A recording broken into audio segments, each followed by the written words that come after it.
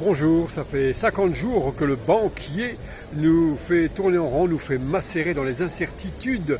Il ne bougera pas, bien que tout le monde lui ait demandé de dégager. Le dégagisme est difficile en France, surtout pour un homme qui se prend pour le centre de l'univers. Mais finalement, c'est un peu de notre faute, notre naïveté de penser qu'un banquier pourrait faire le bonheur de ses souscripteurs. Donc il nous fait effectivement tourner bourrique. Ça l'amuse un peu, il y a un côté sadique un peu chez lui, un côté grand, autoritaire, indéboulonnable. Et il nous joue l'air effectivement un peu du fanfaron, souvenez-vous, avec l'affaire Benalla, lorsqu'à la maison de la chimie, il avait péroré, fanfaronné, c'est moi le responsable qui vienne me chercher, sachant effectivement qu'il détient tous les pouvoirs et qu'on ne peut pas le toucher. Eh bien c'est un peu ça aujourd'hui, il se la joue encore un peu comme ça, l'incorruptible, l'indétrônable, l'indéboulonnable. 50 jours à nous faire tourner en rond. Ce banquier, c'est vrai qu'on est un peu responsable, on a été un peu comme des moutons, aux urnes comme les moutons vont vers l'abattoir. On a peut-être oublié aussi ces slogans de la banque qui dit ceci: lorsqu'il pleut, un banquier nous prête son parapluie et nous l'enlève immédiatement dès qu'il pleut.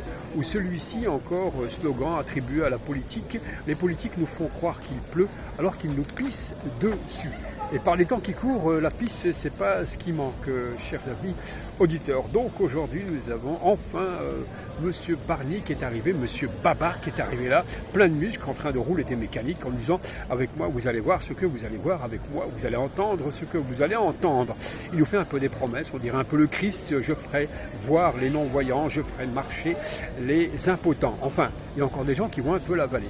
Et ce monsieur qui se disait anti-Front National, etc., eh bien, a commencé déjà par faire les yeux doux à Marine Le Pen et à lui faire la danse du ventre. Alors je ne sais pas si elle et lui vont faire une espèce de danse du ventre, mais on attend. Elle a lieu symboliquement puisqu'il a épousé quasiment les thèses. Il a commencé par dire, dans une France malade des crises sanitaires, malade de la vaccination, etc., par dire qu'il retirait l'aide médicale et qui, tiens, ça ne sauvera pas la France, mais ça marche tellement bien, la tarte à la crème qui consiste à dire: je vais interdire le voile dans l'espace public. Bon, c'est vrai que tous les Français attendent ça impatiemment pour remplir leur garde-manger. Mais ça va marcher comme d'habitude, puisque les turiféraires, ceux qui sont habitués à nous sortir cette tartine de la burqa et de l'islam, etc., les chiens et chiennes de garde sont à son service, et je vous assure qu'il sera soutenu de ce côté-là. Alors, en matière de danse du ventre, je ne sais pas si... Vous vous souvenez du film Ali Baba, les 40 voleurs? Vous vous souvenez bien? Eh bien, je ne sais pas qui tiendra le rôle de Samia Gamel. Bon, ce ne sera pas Marine Le Pen, parce qu'elle ressemble plus à Fernandel qu'à Samia Gamel. Quant à lui, Barnier, je ne le vois pas non plus faire jouer le rôle dans ce rôle-là. Je ne vois pas quel rôle peut-être lui attribuer, peut-être celui d'Ali Baba. Allez savoir. Tiens, pour Ali Baba, je pense qu'il y a un type qui revient un peu sur la scène actuellement, on ne sait pas trop pourquoi. C'est un certain Mohamed Sifawi, vous savez, qui revient, celui qui avait profité avec sa petite copine Marianne Chapa de 200 à 300 000 euros dans le fonds Marianne. Je le verrais bien, tiens, à l'économie, pourquoi pas, puisque l'économie est un désastre, que le maire à lui tout seul est un désastre, pourquoi pas le foutre à l'économie. Il nous pondra, Mohamed Sifawi, peut-être une dizaine de feuillets cradingues pour toucher 200, 300 000 balles, allez savoir. Et pourquoi aussi ne pas récupérer sa collaboratrice, Marianne Chapa, par la même occasion. Je disais donc cette danse du ventre qui se prépare avec un programme tout prêt, cousu main pour le Front National. C'est d'ailleurs Macron qui disait: dans l'arc républicain ne peut entrer les partis extrémistes, visant le Front National et LFI de Mélenchon. Et bien aujourd'hui, le Front National, il lui ouvre la grande porte du pouvoir, puisqu'elles le tiennent.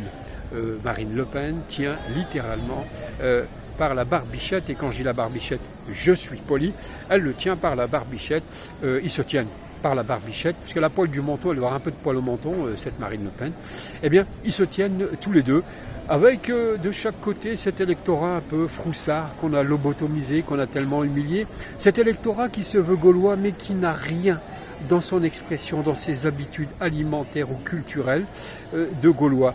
Ils sont plutôt soumis au suivisme, à être nos amis, nos confrères français, au suivisme américain, la sous-alimentation américaine, la sous-culture américaine.